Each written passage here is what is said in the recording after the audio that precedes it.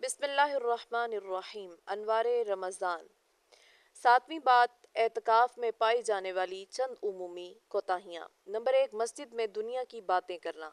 دوران اعتکاف سب سے بڑی اور کثرت سے پائی جانے والی کوتاہی یہ دیکھنے میں آتی ہے کہ بعض لوگ مسجد میں شور و شغب دنیا کی باتوں میں لگ جاتے ہیں، گپ شپ کے لیے مجلسیں لگاتے ہیں، حالانکہ شرعاً یہ حرام ہے اور نیکی برباد گناہ لازم کے مترادف ہے، اس لیے اس سے بہرحال بچنا لازم ہے۔ اگر کوئی نہیں بچ سکتا تو اسے نہیں بیٹھنا چاہیے، اس لیے کہ اعتکاف میں بیٹھنا ضروری نہیں، مسجد کا ادب و احترام ضروری ہے۔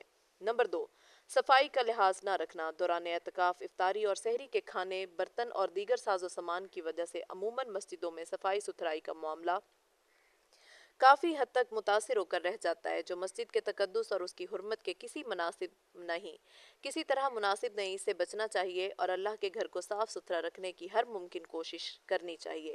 حضرات فقہائے کرام نے لکھا ہے کہ معتکف اگر مسجد میں اپنا سر وغیرہ دھونا چاہے یا غسل کرنا چاہے تو اسے کسی بڑے برتن یا ٹب وغیرہ کو استعمال کرنا چاہیے تاکہ مسجد آلودہ نہ ہو، اس لیے کہ مسجد کو صاف ستھرا رکھنا واجب ہے۔ شامیہ 2 صفحہ 445۔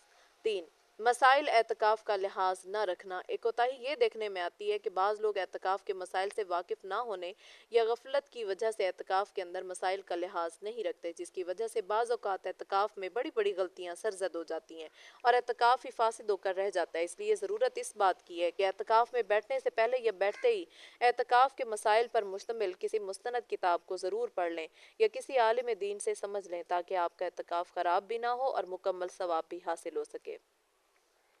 حضرت شیخ الاسلام مفتی محمد تقی عثمانی مدظ اللہ کا رسالہ احکام اعتکاف اور حضرت مفتی عبد الرؤف سکھروی کا رسالہ مسائل اعتکاف اس بارے میں بہت مفید اور آسان ہے، اسے خرید کر پڑھ لینا چاہیے۔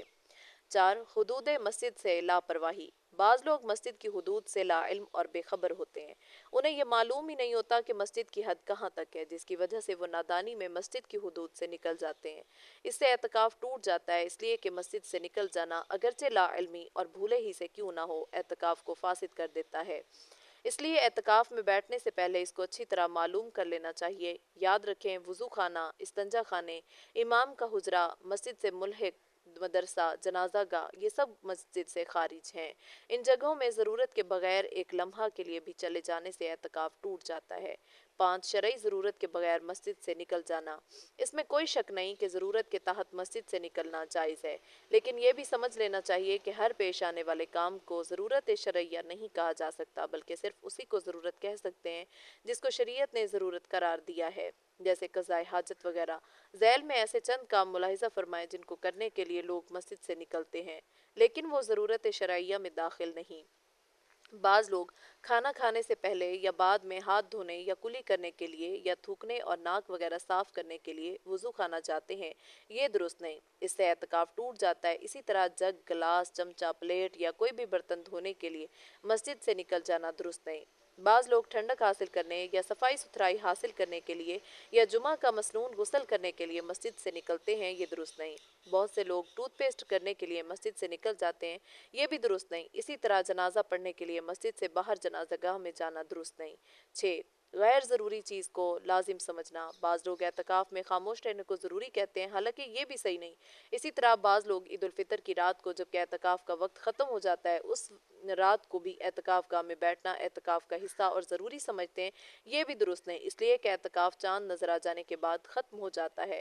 بعض لوگ اعتکاف کے دوران اپنے حجرے میں رہنے اور وہیں پر سونے کو لازم سمجھتے ہیں، چنانچہ اگر کوئی گرمی وغیرہ کی وجہ سے اپنے حجرے سے باہر سوئے تو اس کو منع کیا جاتا ہے۔ اسی طرح مسجد کے صحن میں بیٹھ کر ذکر و تلاوت کرنے والے کو بھی بعض لوگ مسجد کے ہال میں رہنے کی تلقین کرتے ہیں، یہ سب درست نہیں، اس لیے کہ معتکف پوری مسجد میں کہیں بھی آ جا سکتا ہے، کہیں بھی بیٹھ سکتا ہے اور سو سکتا ہے۔ حجرہ تو صرف یکسوئی اور خلوت کے لیے بنایا جاتا ہے۔